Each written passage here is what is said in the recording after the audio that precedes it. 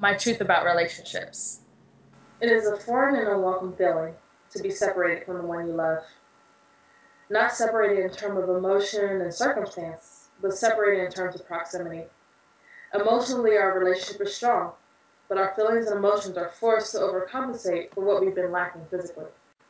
My boyfriend and I are forced to express our love through words, expressions, and anecdotes.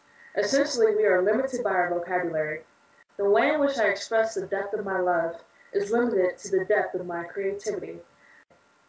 There's only so many ways to say I love you, and I feel like we've exhausted them all. There are certain ways to communicate love that can only be done when you're near the one you love.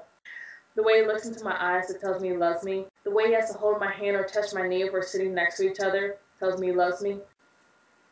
The unpredictable moments he decides to give me a foot rub tells me he loves me. So many little things he does when we are near each other tells me he loves me. In fact, because he is constantly communicating love non-verbally to me when we are near each other, by the time he actually says the words, it's almost unnecessary. However, the reality is we aren't near each other most of the time, and we aren't able to express our love fully to each other.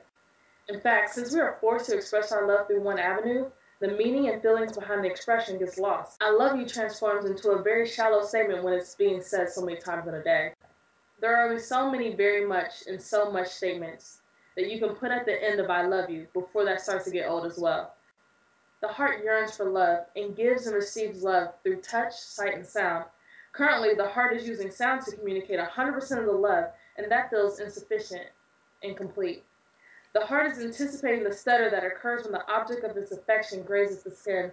The heart is anticipating the quickened pace that occurs when the loved one uses the eyes to see the soul. The heart is anticipating being closer to the source of its desire so it can fully express its adoration and devotion.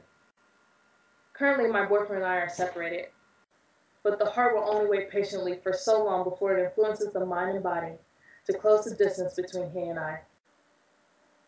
Separation deadens the depth of love. That's my truth. What's yours?